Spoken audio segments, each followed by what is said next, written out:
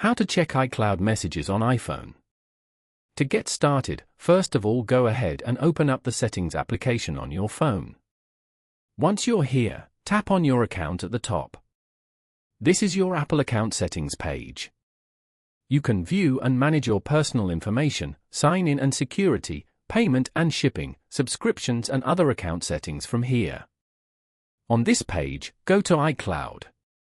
Here, you can view your iCloud storage and all the apps that are currently synced to iCloud. Tap on See All beside Save to iCloud. Now, tap on Messages in iCloud option. You can manage how apps and features on this iPhone sync to iCloud. On this page, turn on the Use on this iPhone feature.